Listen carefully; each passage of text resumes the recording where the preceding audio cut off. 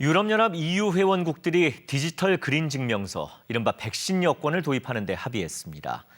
증명서 소지자들에게는 자가격리 등의 조치 없이 자유로운 EU 회원국 내 여행을 보장하자는 취지인데 오는 7월 1일 도입을 목표로 하고 있습니다. 27개 EU 회원국 정상들이 보다 자유로운 여행을 보장하기 위한 증명서, 이른바 디지털 그린 증명서를 도입하는 데 합의했습니다. 코로나19 전파 가능성이 낮은 사람들에게 증명서를 발급해 여행지에서 자가격리나 추가 검사를 받지 않아도 되게끔 하는 조치입니다. Nous saluons cet accord qui est intervenu et nous nous réjouissons que l'on puisse accélérer le processus de révision de la recommandation en lien avec les voyages à l'intérieur de l'Union européenne. 증명서는 QR코드로 발급돼 27개 EU 회원국 내에서만 통용됩니다.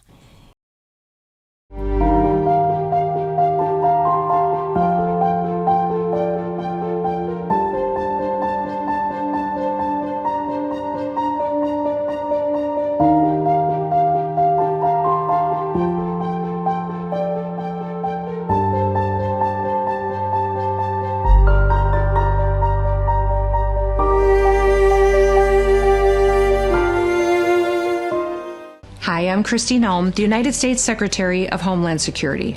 If you plan on traveling, we need your help to prevent delays and to prove your identity. Get a real ID. Starting May 7th, you will need a real ID to travel by air or to visit federal buildings in the United States.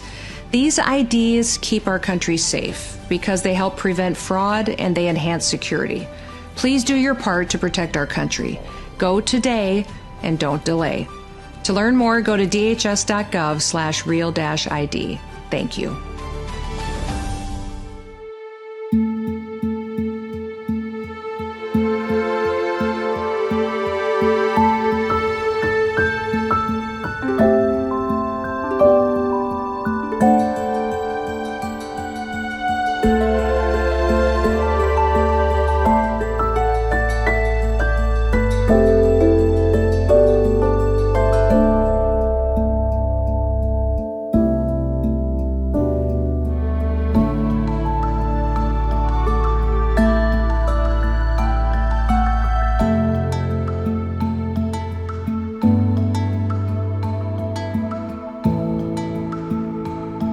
It's been a long time coming. The Real ID was first introduced in Florida back in 2010 after it became effective across the country in 2008.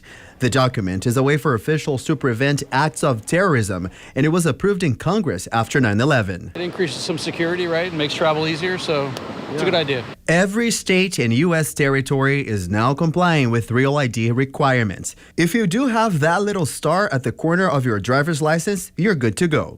You will need a star on yours, just like this one. And if you don't have yours just yet, you should probably start working on that. Less than a month, you'll be required to have your Real ID if you want to go through security at the airport. My license was up for renewal and I opted for the Real ID because I knew it was coming and I had travel plans. I live in Georgia, and in Georgia I'm able to have my digital ID, which is nice, and you can only have it if you're real.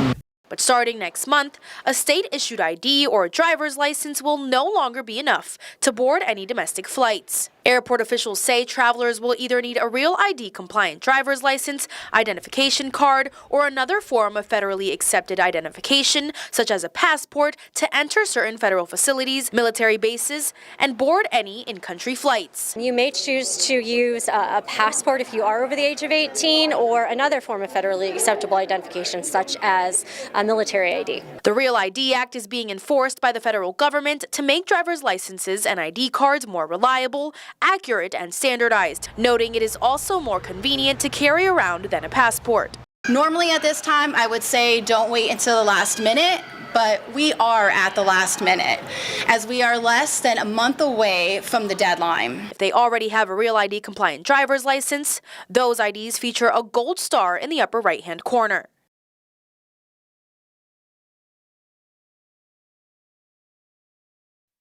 Hi there. As part of our efforts to enhance your experience and the security of the Spark Driver platform, a Real ID-compliant driver's license will be required to perform deliveries in your zone. Depending on your location, starting on or around April 14th, you will receive an in-app prompt to upload an image of your Real ID driver's license. No need to take action until the app prompts you. A few other important things to note.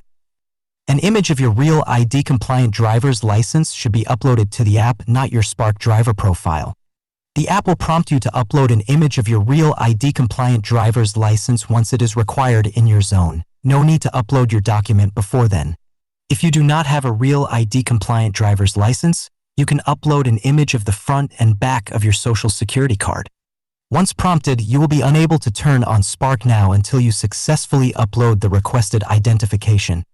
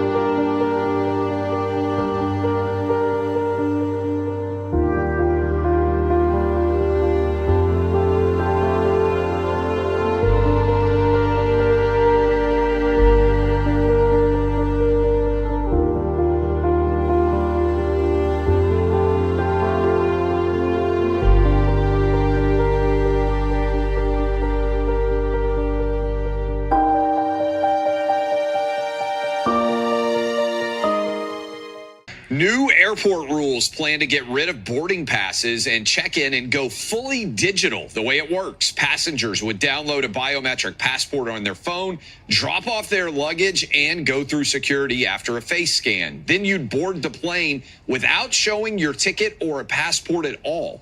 But what does that all mean for your privacy? Katie on the staff here went through, she said in Dubai, they just looked right at her, boom, she goes in. So this is happening some places already. Should we be nervous? I mean, that feels kind of like a pretty big step. I'm wondering who's in control of all this data? Great question. Who is going to be the one that keeps the safety of all our deeply personal facial recognition data safe that matches to our credentials? It is what people are calling the biggest shakeup in the airline industry in at least 50 years. Airlines and airports doing away over the next 3 years with the check-in process, as well as scanning a boarding pass. That'll all go away. A biometric digital travel credential will be created, or you could use your smartphone. It's going to show your face to a scanner when you enter the airport, and boom, you're in, just like Clay was saying. And this is, this digital travel credential will carry everything. It'll have your passport on it. It'll have your driver's license on it. It'll have your ticket on it. And it'll also understand your flight information to know if you're in the right place at the right time. Well, this is expected to radically shorten the amount of time you need at the airport. But again, a lot of questions about who's going to be in control of this data. We already know that all they're telling us, Clay, is that as far as what you and I scan in, that when we go to the airport and we scan our faces, that within 15 seconds, our data is going to be wiped from that reader. But what about on the other end? Who's controlling all of that? There are a lot of unanswered questions here. I think a lot of people out there watching are asking the question, really? Because it feels inevitable that all of this highly sensitive data would at some point get scrubbed, get taken, get scanned, and end up in the wrong hands. Am I crazy for this to worry about it? I don't think so. Well, and the fact is, I don't know who's been determined to be in control of this data. And if it's a universal thing from the UN, and I don't know if many people know this, but, the UN dictates a lot of what happens when we fly. And they're the ones that are behind why we have the universal language or the global language at airports is English. So they also determine these sorts of things. A good score brings benefits, but people with low scores lose rights. The cinema names and shames people considered untrustworthy, plastering their details, even their addresses, across big screens. It's a matter of principle. Those people have to be condemned. Those people aren't honest, so they have to pay the price. It's only right to pay your debts. You have to blacklist those that don't. The Supreme Court has created a blacklist for so-called bad citizens, those whose ratings have dropped to zero. On it are companies, but also 23 million people to date. Among them is this journalist Liu Hu. He got a little too close to uncovering corruption among high-profile party members. After being sued for defamation by the subject of a story he'd written, he was blacklisted. But he only realized when he tried to buy a train ticket and was told he was banned from traveling. That tells me I'm still on the blacklist. Punished because he's been branded untrustworthy by the state. Once you're blacklisted, you can no longer get a bank loan, start a business, buy an apartment, or even send your children to a private school. Liu Hu is among a tiny minority of people who have dared to criticize the system, which some are calling a digital dictatorship. I worry, because I think many people like me will be deprived of individual freedoms, and all of us will live with restrictions of one kind or another.